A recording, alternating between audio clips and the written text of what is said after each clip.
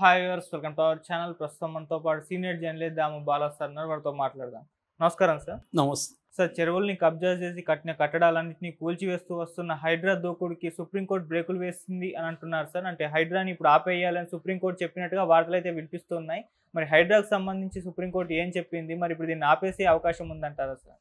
హైడ్రాకు సంబంధించిన కేసు అయితే కాదు. సుప్రీంకోర్టులో బుల్డోజర్ జస్టిస్ మీద, అంటే దేశంలో అనేక రాష్ట్రాల్లో, ముఖ్యంగా ఉత్తరప్రదేశ్, ఢిల్లీ, తర్వాత మహారాష్ట్ర, మధ్యప్రదేశ్, అస్సాము, హర్యానా ఇలాంటి రాష్ట్రాల్లో బుల్డోజర్ జస్టిస్ అంటారు. అంటే మోడీ వచ్చిన తర్వాత బుల్డోజర్తో క్రిమినల్స్ పేరుతో, లేకపోతే ముస్లిమ్స్ ఇండ్లు, షాపులు, ఆస్తులు కూలగొట్టడం అనేది పెద్ద ఎత్తున జరుగుతుంది. దాని మీద సుప్రీంకోర్టులో కేసు వేశారు. సుప్రీంకోర్టు నిన్న ఏం చెప్పిందంటే బుల్డోజర్స్ని ఆపేయండి, దాదాపు 2 వారాలు ఆపేయమని చెప్పింది. అంటే పాజింగ్ అంటారు, పాజ్ చేయమని చెప్పింది. అంటే మేము దీని మీద మళ్ళీ ఫర్దర్గా ఇచ్చే వరకు కూడా ఆపేసేయండి, ఎక్కడ దేశంలో బుల్డోజర్స్ వెళ్ళి ఇలా కూలగొట్టద్దు అని సుప్రీంకోర్టు చెప్పింది. దీన్ని ఉపయోగించుకొని చాలామంది ఏం చెప్తున్నారంటే ఇది ఇక్కడ హైడ్రాకు కూడా వర్తిస్తుంది. ఎందుకంటే దేశంలో బుల్డోజర్స్తో కూలగొట్టే కార్యక్రమాన్ని ఆపమని చెప్పింది కాబట్టి 2 వారాల పాటు హైడ్రా కూడా ఆపేయాల్సి వస్తుంది. ఇది హైడ్రాకి పెద్ద దెబ్బ అని కొంతమంది ఇక్కడ వ్యాఖ్యానిస్తున్నారు. దీనికి ఏవి రంగనాథన్ నిన్న ఎక్స్ప్లెనేషన్ ఇచ్చాడు. ఆయన ఏం చెప్పాడంటే సుప్రీంకోర్టు ఆ ఉత్తర్వు ఏదైతే ఉందో ఆదేశాలు ఇది మాకు వర్తించదు, అది ప్రధానంగా నార్త్ ఇండియాలో క్రిమినల్స్ లేకపోతే నిందితుల ఇండ్లు, షాపులు కూలగొడుతున్నారు, దానికి మాత్రమే వర్తిస్తుందని నా ఎక్స్ప్లెనేషన్ ఇచ్చాడు. నిజానికి ఒక రకంగా అది కరెక్టే. ఎందుకంటే సుప్రీంకోర్టు క్లియర్గా ఏం చెప్పిందంటే ఈ ప్రభుత్వ ఆస్తులు, రైల్వేలు కావచ్చు, బస్ స్టాండ్లు కావచ్చు, రోడ్లు కావచ్చు, ఫుట్పాత్లు కావచ్చు, ఇలాంటి ప్రభుత్వ ఆస్తులని ఎవరైనా ఆక్రమణ చేసుకొని కట్టుకొని ఉంటే అవి కొల్చడంలో మాకు అభ్యంతరం లేదు. దాన్ని లీగల్గా మీరు రెగ్యులర్గా ఎలాగా నోటీసులు ఇచ్చే వాళ్ళకి ఎలా చేస్తారో అలాగా మీరు వెళ్ళిపోవచ్చు. కానీ ఇప్పుడు ప్రత్యేకంగా కొంతమంది టార్గెట్ చేసి వాళ్ళు ఏదో నేరస్తులను లేకపోతే నిందితులను ఇంకోటో పేరు చెప్పి వాళ్ళ ఇండ్లు, ఆస్తులు, షాపులు కూలగొట్టడాన్ని ఆపమని మేము చెప్తున్నాం అనేది చెప్పింది.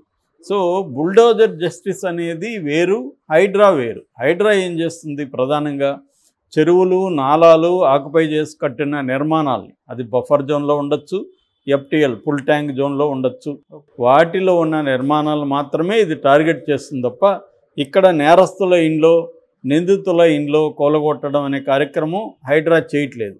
కాబట్టి సుప్రీంకోర్టు ఆదేశాలు ఇక్కడ హైడ్రాకి వర్తించు. కాబట్టి రంగనాథ్ చెప్పింది కరెక్టే.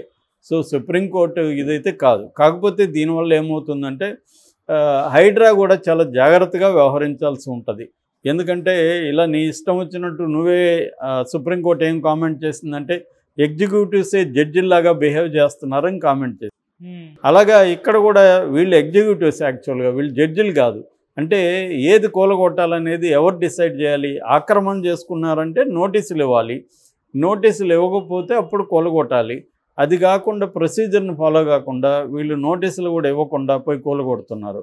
ఒకవేళ FTA లేకపోతే బఫర్ జోన్ అనేది వీళ్ళు అనుకున్న జోన్ కాదే అనుకోది. ఇప్పుడు మురళీమోహన్ ఏమన్నాడు? వీళ్ళేమో అంతకుముందు ఎలా ప్రచారం చేశారు, మురళీమోహన్ బిల్డింగ్లు కూలగొట్టేస్తున్నారు. సింపుల్గా మురళీమోహన్ అక్కడ ఒక చిన్న షెడ్ ఉంది అంతే, అది కూడా బఫర్ జోను, ఆ షెడ్ మేమే కూల్చేస్తాం మీరు రాకండి అన్నాడు సింపుల్గా. అంటే మురళీమోహన్ మరి ఆక్యుపై చేసుకున్నాడా లేదనేది ఎలా తెలుస్తుంది?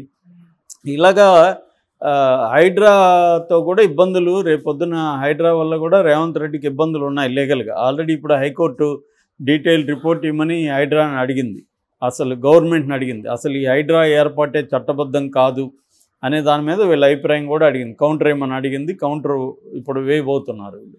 కాబట్టి హైడ్రా కూడా ఇష్టం అంటే ఏ ప్రభుత్వం అయినా దీనికి ఒక లీగల్ వ్యవస్థ ఉంటుంది, మనకి రాజ్యాంగం ఉంటుంది. అల్టిమేట్గా ఎగ్జిక్యూటివ్ అయినా, తర్వాత జ్యుడిషియరీ అయినా, ఎవరైనా కూడా, పార్లమెంట్ అయినా ఎవరైనా కూడా ఫైనల్గా రాజ్యాంగానికి కట్టుబడి ఉండాలి. ఈ రాజ్యాంగానికి కట్టుబడి ఉన్నారా లేదా అని చెప్పేది కోర్టు పని. కోర్టులు అవే చేస్తాయి. రాజ్యాంగానికి కట్టుబడి ఒక చట్టం ఉందా, ఒక వ్యవస్థ ఉందా అని కోర్టు ఫైనల్గా నిర్ణయిస్తుంది. అందుకని కోర్టు ఉంది. సో ఇక్కడ ఏమైందంటే మోడీ వచ్చిన తర్వాత ముఖ్యంగా ఉత్తరప్రదేశ్లో యోగి ఒక ఇజ్రాయెల్ నుంచి ఒక ప్లాన్ కొట్టేశాడు, కాపీ కొట్టాడు. ఇజ్రాయెల్ ఏంటంటే ఎప్పటి నుంచో ఇజ్రాయెల్ పాలస్తీనా వాళ్ళ ప్రజల అక్కడ ముస్లిం అరబ్బులు ఉంటారు, వాళ్ళల్లో ఎవరైనా తమకు ఇబ్బంది అనిపిస్తే వాళ్ళ ఇళ్ళని షాపుల్ని బుల్డోజర్లతో కూలగొట్టడం అనేది ఎప్పటి నుంచో ఇజ్రాయెల్ చేస్తుంది.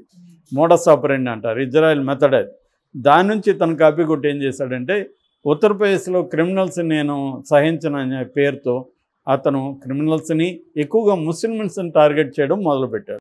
సో ఏదో అది కూడా ఎట్లా ఉంటుందంటే ప్యాటర్ను, ఒక శోభాయాత్ర, ఒక ఏదో హిందువుల యాత్ర ఒకటి జరుగుతుంది, దాంట్లో ఏదో అల్లర్లు మొదలవుతాయి, అల్లర్లలో పాల్గొన్నారని ముస్లింల షాపులు ఇండ్లు కూలగొట్టడం అనేది జరుగుతుంది. ఈ ప్యాటర్న్ జరుగుతుంది. మనకి మోడీ వచ్చిన ఈ 10 ఏళ్లలో ఫోర్స్డ్ ఎవిక్షన్ ఇన్ ఇండియా 2022లో వచ్చిన ఫోర్స్డ్ ఎవిక్షన్ ఇన్ ఇండియా అనే ఒక రిపోర్ట్. ఈ రిపోర్ట్ ఎవరు చేశారంటే హౌసింగ్ అండ్ ల్యాండ్ నెట్వర్క్ అనే ఒక సంస్థ చేసింది. ఈ సంస్థ చెప్పిన దాని ప్రకారం ఈ రిపోర్ట్లో మోడీ వచ్చిన తర్వాత 150,000 ఇండ్లు ఇప్పటి వరకు కూలగొట్టేశారు. తర్వాత 7,40,000 మంది నిరాశ్రయులయ్యారు ఈ ఇండ్లు కూలగొట్టడం వల్ల ఈ 10 ఏళ్లలో. అంటే నేను చెప్పిన ఈ రాష్ట్రాలన్నీ కలిపితే ఇంత చేశారు. మొన్న ఆమ్నెస్టీ ఇంటర్నేషనల్ కూడా దీని మీద స్పందించింది. దాదాపు 128 ఆస్తులు ఈ మధ్యకాలంలో కూలగొట్టారు, 617 మంది నిరాశ్రయులైన ఆమ్నెస్టీ ఇంటర్నేషనల్ కూడా నివేదిక ఇచ్చింది. సో మోడీ పేరే, ఇప్పుడు మన యోగి పేరే బుల్డోజర్ బాబా. అట్లాగే శివరాజ్ సింగ్ మధ్యప్రదేశ్లో ఆయన పేరు బుల్డోజర్ మామ. ఈ స్థాయిలో వాళ్ళు పాపులర్ అయ్యారనమాట. అంటే బుల్డోజర్ని ఎవరైతే తమకు ఇబ్బంది అనుకుంటారో వాళ్ళ ఇండ్లు వాళ్ళ షాపుల్ని కూలగొట్టేయడం అనే కార్యక్రమం బాగా చేస్తున్నారు. ఇందులో ప్రధానంగా ముస్లింలనే టార్గెట్ చేస్తున్నారు. సో జహంగీర్ నగర్ అంటారు ఢిల్లీ దగ్గర 2022లో అక్కడ హనుమాన్ జయంతికి సంబంధించిన శోభాయాత్ర జరిగింది. ఆ శోభాయాత్రలో అల్లర్లు అన్నారు, ముస్లింల షాపులు కూలగొట్టేశారు. దీని మీద అప్పట్లో చాలా పత్రికలు డీటెయిల్గా షాపుల వాళ్ళతో ఇండ్లతో పోయి మాట్లాడి మొత్తం వాళ్ళందరూ లీగల్గా అన్ని పర్మిషన్లతోనే ఇల్లు కానీ షాపులు కానీ కట్టుకున్నారు. వాళ్ళు ఎక్కడ ఆక్రమణలు కానీ ఏమీ చేయలే.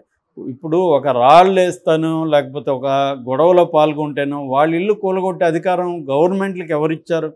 ఎవరు ఇవ్వలేదు, రాజ్యాంగం ఇవ్వలేదు. వాళ్ళు నేరం చేస్తుంటే ఆ నేరాన్ని కోర్టులో ప్రూవ్ చేసి వాళ్ళకి శిక్ష పడేటికి చేయాలి తప్ప వీడు నేరం చేశాడని అధికారంలో ఉండేవాడు నమ్మి వాడు ఇల్లు కూలగొట్టేస్తే సో నువ్వే డిసైడ్ చేస్తున్నావు, అతను నేరం చేశాడని నువ్వే ఆరోపిస్తున్నావు, నువ్వే దాన్ని తీర్పిస్తున్నావు, నువ్వే శిక్ష కూడా అమలు చేస్తున్నావు. ఇది ఎవరిచ్చారనేది సుప్రీంకోర్టు అడిగింది. కాన్స్టిట్యూషన్ ప్రకారం మీకు ఎవరిచ్చారు, ఇలా కూలగొట్టడానికి కుదరదు అని సుప్రీంకోర్టు చెప్పింది. Justice Gavai and justice K V Viswanathan బెంచి నిన్న చాలా సీరియస్గానే దీన్ని తీసుకున్నది. తుషార్ మెహతా చాలా వాదించడానికి ట్రై చేశాడు. మీరు ఇలాగా 2 వారాలు కూలగొట్టదు అంటే ఎట్లా కుదురుతుంది, దేశవ్యాప్తంగా మీరు ఎలా చెప్తారని కూడా అడిగాడు. ఏమీ స్వర్గం మీద పడదు, హెవెన్స్ ఫాల్ అవ్వదు అని చెప్పింది విశ్వనాథన్ కామెంట్ చేశాడు. ఏమీ స్వర్గం వచ్చి కూలిపోదు 2 వారాలు కూలగొట్టకపోతే అని. ఇప్పుడు దేశవ్యాప్తంగా ఒక గైడ్లైన్స్ ఫ్రేమ్ చేస్తున్నారు. అంటే ఎవరిది కూలగొట్టాలి, ప్రభుత్వ ఆస్తుల ఆక్యుపేషన్ ఉంటేనే కూలగొట్టాలి. ఒక నేరం చేస్తేనో చేసినట్టు నిందితుడైతేనో వాళ్ళ ఇంట్లో వాళ్ళ ఆస్తులు కూలగొట్టే అధికారం ఎవరికి లేదు. కానీ ఇప్పుడు మరి ఇన్ని లక్షల ఇండ్లు కూలగొట్టుంటే దీని మీద సుప్రీంకోర్టు ఎలా నిర్ణయం, వాళ్ళందరూ నిరాశ్రయ మరి ఆ గవర్నమెంట్ దగ్గర నుంచి వాళ్ళకి కాంపెన్సేషన్ ఇప్పిస్తుందా అనేది చూడాలి. Okay sir.